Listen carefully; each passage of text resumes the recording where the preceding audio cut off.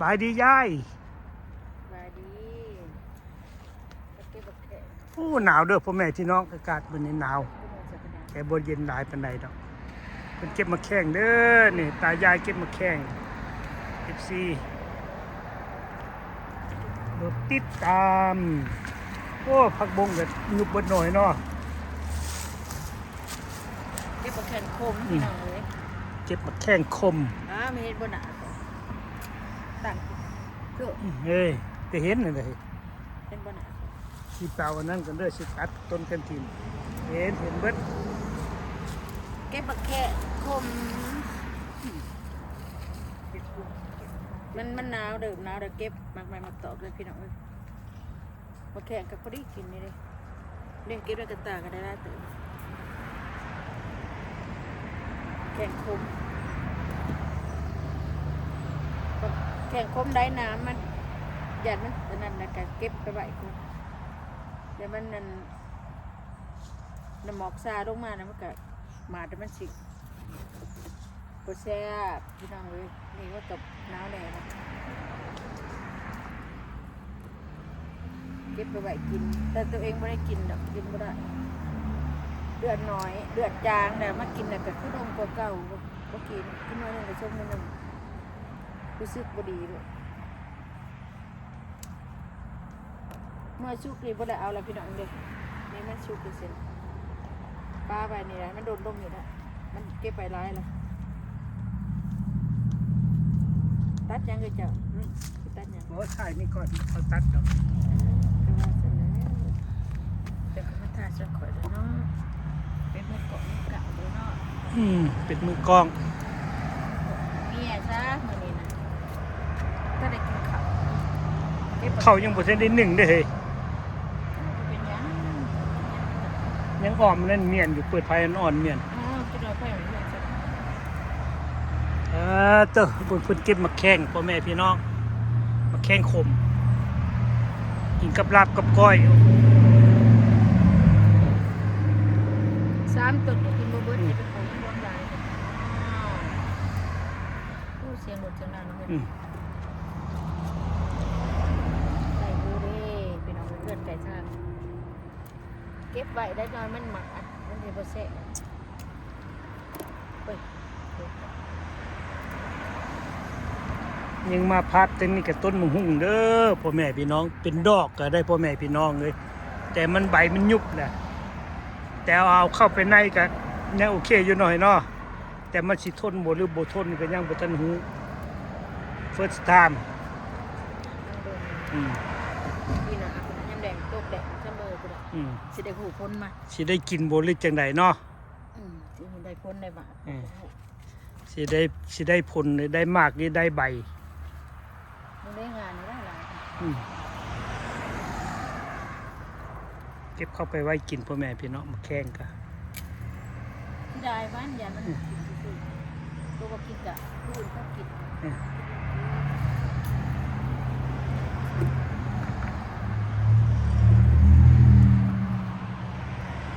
มันก็มัดกันนี่เลย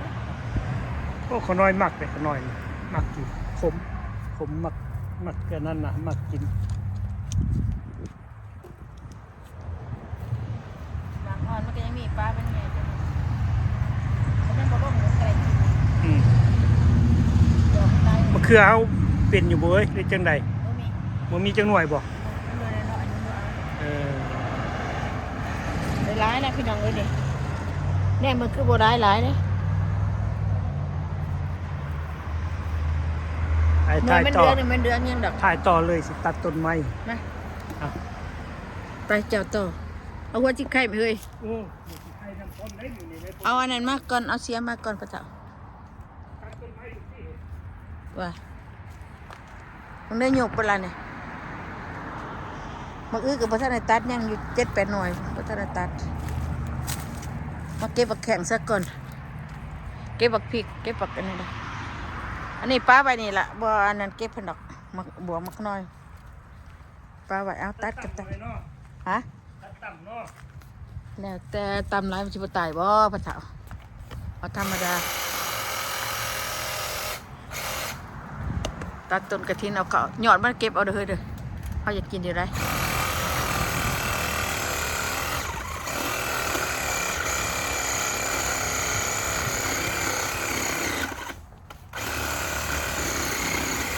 พิ่งดูต้นมันจะสวนเพื่อนสิก้นไล่เพื่อนก็จะบอกมาเสียมมาขุดภาษา จะได้ เอาใช้ทั้งเด้อแถวเด้อทั้งมีว่าทั้งหนึ่งอีกหากมันได้เลยต้นใหญ่ก็จะตัดลง ต้นใหญ่เลยพ่อแม่พี่น้อง ให้เพิ่นตัด อุ้ย ขนาดลงขี้ดินนั่นนี่โอ้ยมันเป็นแมงในภาษาระวังนะแมงกัดเลยต้นใหญ่เป็นดอกนะบ่เป็นหมากมันชิปลายปียังบ่เป็นดอกเป็นหมากว่าใช่เฮ็ดจังได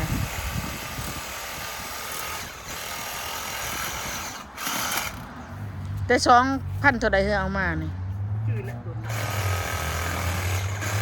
ชิปลายปีแล้วพี่น้อง10 ปี20 ปีแล้วล่ะไปถือสายไฟแล้วปะทาเบิ่งได้สายเคเบิลเฮาได้หั่นน่ะ คุณน่ะพ่อแม่พี่น้อง ไว้เฮ็ดทางช่วงแจงนั่น โอ้ยมันปล่อยๆนึงบ่ได้เลยมันปล่อย แล้วต ต้ อน นมันก็บ่เป็นกินได้เฮ็ดมันอันนั้นแหละมัน เดี๋ยวจะหน่อยสิไปเก็บเอาตัดตรงนั้นมันนั่นน่ะก็เดี๋ยวเขาได้เฮือน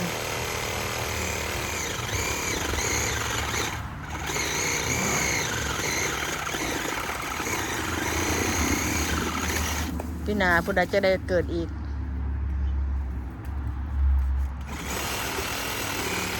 พี่นาสิแบ่งนกขี้ดินมันก็สิแบ่งต้นออกนกขี้ดินอันนี้ตัวนั้นคือบ่ตัดฮะเดือยมันอ่อนว่ะเอาผ่ามาตัดเอามีดตัดมาตัดเอาเบิ่งเนาะตัดดงนะมันหน่อยได้ต้นกระถินเลยบ่แล้วก็ยังมี4 หน่วยพุ่นเนื้อเอาตัด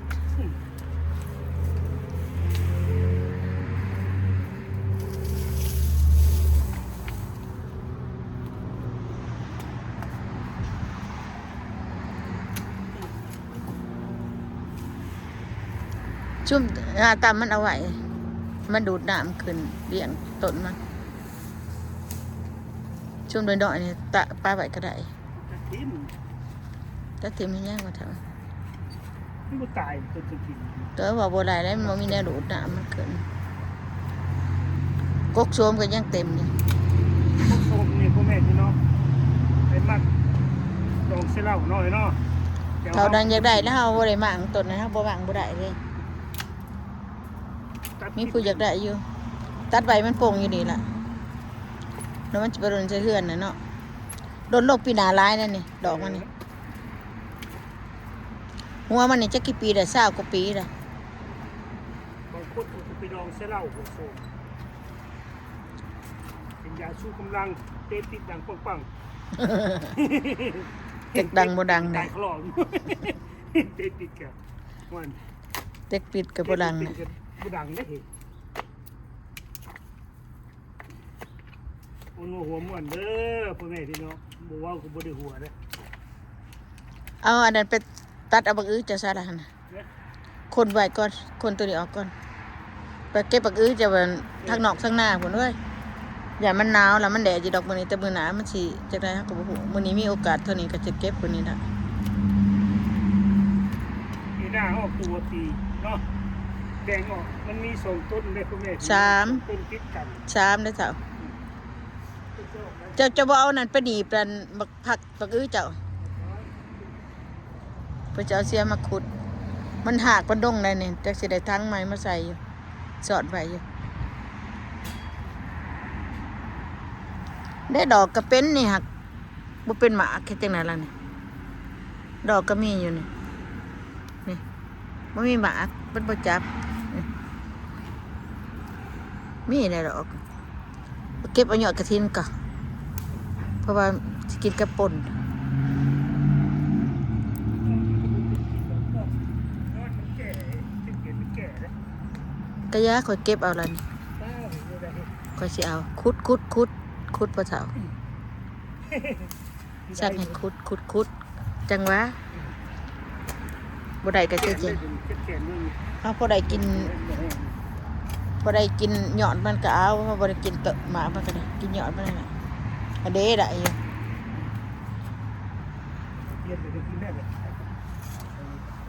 ได้อยู่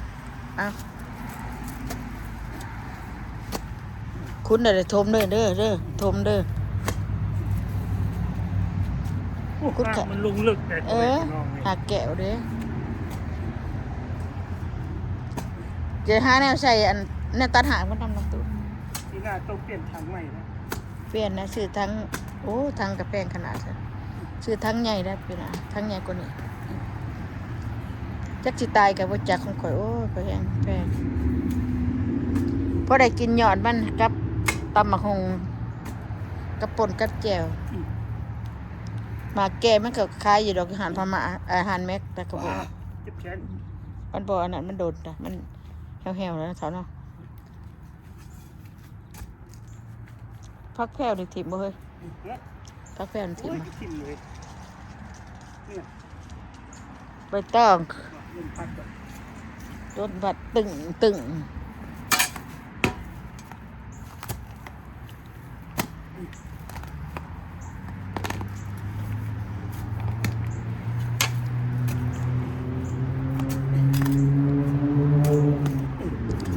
ชะโน่มันหยาดมันตายก่อนสิเอาเขาหันพี่นาสิแบ่งปลูกอยู่เงาใหม่เนาะเถาเนาะป้าดตัวเบิ่งหางมัน แม่พี่น้องเบิ่งนู่นนี่ ทางมันระวังทางมันสิแตกเอาไอ้หยังตัดเลยตัดหางจะบอกอันมีตัดใหญ่นะสาวว่าตัด อันนี้มันสีอันนั้นมีตัดใหญ่มาตัด มีสู้ผ้าเสียว คนนึงมันเฉาะดงหากแก้วอะพ่อได้หันใบเรียงน้ำเอาน้ำใส่บัดนี้แล้วหดผืนมันพ่อละกดท้องทั้งสิแตกเท่าบ่แตกอันนั้นน่ะบ่ออกดอกกระยามันนั่นน่ะ ภาพจนดูนอกคนในขนาดนี้เนาะมันหมดลงเนาะ เอาไว้มันดูดน้ำป้าไปก่อนบ่พอเอาเขาก็ได้ป้าไปหันก่อนเลยเป็นเหวมันมีขีดินได้พระเท่าเจ้าตกตังไว้ก่อน เรียบร้อย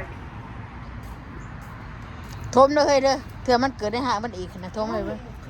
ลองเอาขีดินมาทมใส่ไว้หากตัวมันนั่นเถื่อมันโป่งน้ำหักก็มีได้บ่แน่ได้บ่แน่บ่นอนเอายังบ่เอาแนวนอนบ่ได้เด้เดี๋ยวนี้ ต้นโสมปีหน้าหลายกว่าเก่าเนี่ย นี่นี่แหละมันจะลายเอาไว้ให้พระเถานั้นเราขออยู่เดี๋ยวเขาจะเก็บเอาอันนี้เก็บเอาหยอดกระถิน โอ้ยมันเป็นจิตเขาเนี่ย ลองเบิ่งเก็บเอามันสุดท้ายแล้วได้เศรษฐกิจอะ นี่ กินเอากินมัน เอ้ยย่ามนั้นว่าปากงามๆผลย่ามนี่ก็อ่อนนี่มันถักนั่นน่ะนั่นอันนี้ก็กินได้ภาษามันบ่ได้เป็นหยังถ้ามากินถ้าก็ต้องกินนะเนาะนี่เลยหยอดมันก็นอนนี่กระชมยามหนาวนะเฮ้ยใช่มันคือยามแดงกับบ่ได้เลยยามหนาวมานะ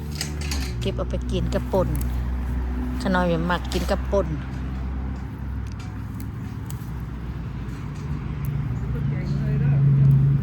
จ้า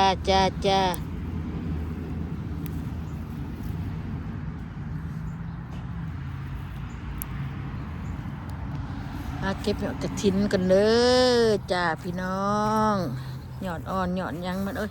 บังกล่องยำแดงเลยกินอันนี้อ่อนอยู่ดอกแซ่บอยู่ดอกยำแดงกินกับตำบักหุ่งบางอย่างก็จะมา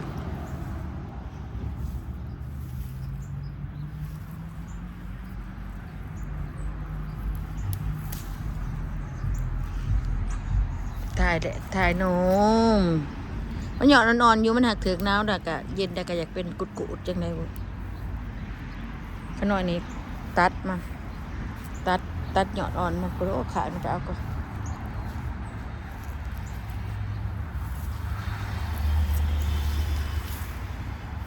ต้นใหญ่พอได้กินหยอดมันนี่ละมันเป็นหยังดอกนี่ดิแต่หยอดมันในอ่อนๆเก็บกินได้น้อยมากหยอดกระถินเอามาแดดเพชร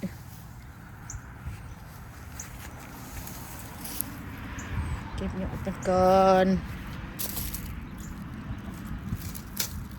นี่มันก็อ่อนๆอยู่แต่มันหนัก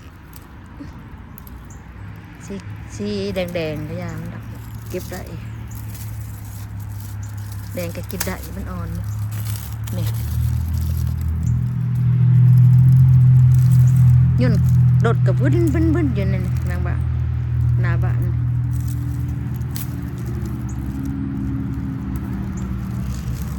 แต่กำหนึ่งเลยเด้กินได้เอ้ยอันนี้แห้งได้พี่น้องนะโอ้ยแห้งได้ร้ายเลยตัวนี้นะเป็นกำมักใหญ่กว่าตัวนี้นะปลูกไปก่อน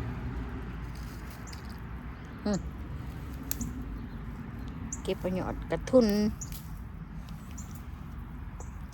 ย่ามนี้มันสิบ่ค่อยงามดอกพี่น้องหยอดนี่กระทุนบ่ค่อยงามยามนี้น้ำหนาว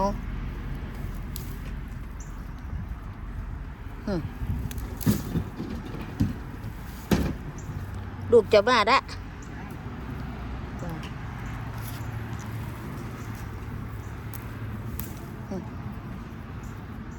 เอามาเอาเขาในเฮือนยามนี้ก็ได้เพราะว่าเอาไว้นอกอย่ามันตายเป็นเงินทั้งทึกชัดเขาจะเอาไว้ก็ได้อยู่มันบ่ตายปลูกในดินแต่ขดอยยามันตายขดอยไปเอาอยู่ฟลอริดาบ่ได้มานี่บ่ได้เอาในนี้ได้นี่ไปแต่เป็นลายมืออื่น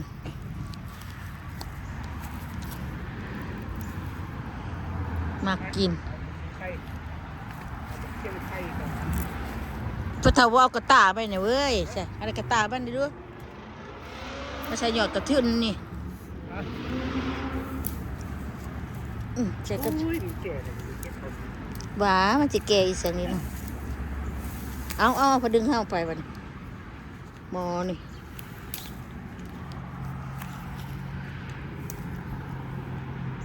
มันแก่ดอกมันอ่อนอยู่มันหักแดงอ่อนอยู่น่ะเก็บไปไว้กินมันอะไรเนี่ยชุดถ่ายนะเด้ตะปูตะปะคือหยอดพักคะอะไรเนี่ยเป็นที่ละหยอดพักคะนะ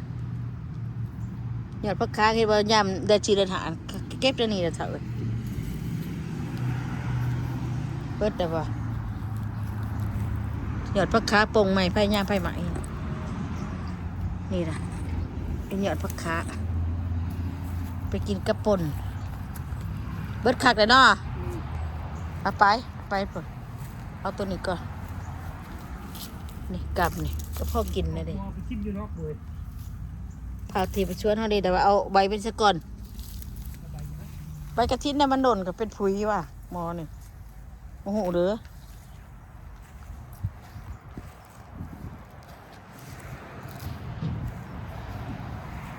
เก็บบักพริกกับเก็บแล้วย่างแต่บักพริกที่ป้านใบเนี่ยบักพริกที่ป้าไปกินตัวนึง10 9 20ละ